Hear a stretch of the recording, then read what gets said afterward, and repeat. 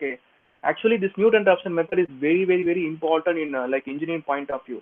If you people from mechanical department, if you're working in some I know computational domain, for example, if you're working in ANSYS, Abacus, so a lot of if you're working in design area, if you're working in that software means in all the software you'll be seeing this Newton Raphson and the secant method and the Falsey bisection. Everything will be there in the in the software. If you want to do the solution algorithm means you have to select which algorithm you want to use, Newton Raphson or what. You got it right.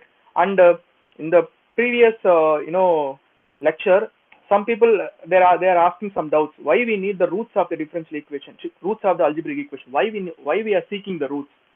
Actually, we are not seeking the roots. It's like, for example, in the generally speaking, in any suppose in FE and some other domain, okay, if I'm having some equations, finally, like if I'm during solving a differential equation, even if you go to a Laplace transformation, like we are changing a differential equation into a algebraic equation, right?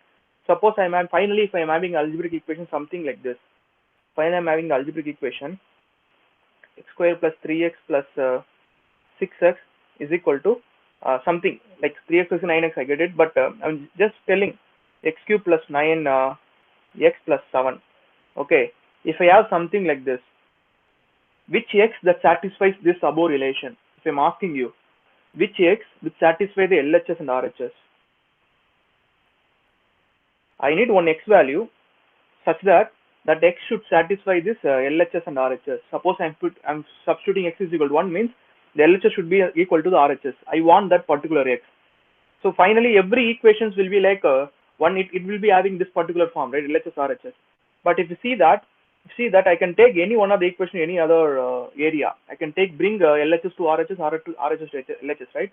So 3x, 6x and 9 get cancelled. So the equation will be simply like x cube minus x square plus 7 equal to 0. I'm bringing this to here. So this is reduced to a, you got it right, this is a function of x, this is also a function of x. I'm denoting this f of x, g of x, and finally I obtained by combining these two equations I obtained the other one. This is g delta x is equal to 0. You got it right. If you solve this particular roots, so what are the roots for this particular equation, and that will solve this your parent equation. You got it right. Root is it's not all. It's like root is what we are seeking. You got it right. Because if finally if reducing a particular bunch of equation to the roots equation, it will solve the parent one. What are the answer? Like it's a cubic, right? So I will be getting 3 roots, x1, x2, x3. This 3 roots will solve this parent equation. It has to solve. That's what we are seeking for the roots. Very important to seek the roots in the in the real world problem. Okay, real world problem is like they won't be giving you something like this.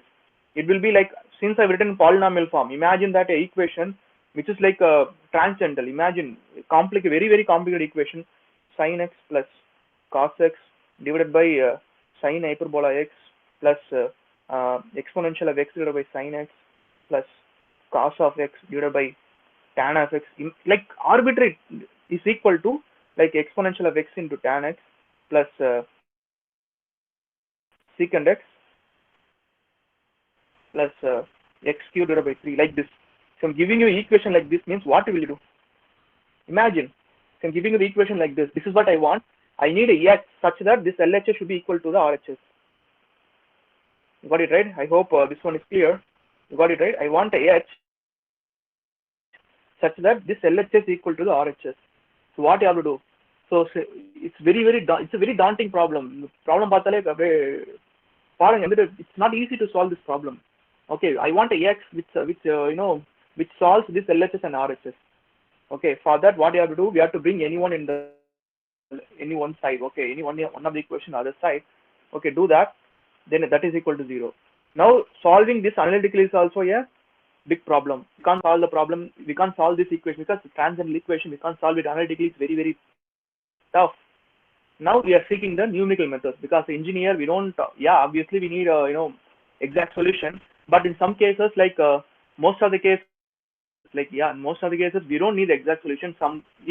The answer which is close to the exact is what we needed. That's why we are seeking for this numerical techniques. Got it right? So this is like one of them asked the doubt, why you are always seeking for the roots. This is the reason, guys. Actually, we are not voluntarily like you won't get the equation something like this in the exam, like in the real world problem. Okay, actually the equation will be like something like daunting.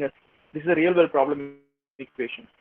For this, solving that, bring everything once equal to 0. Then the x is equal to LHS. Now the LHS is 0, right? So the value of x, which that f of x is equal to 0, is your root.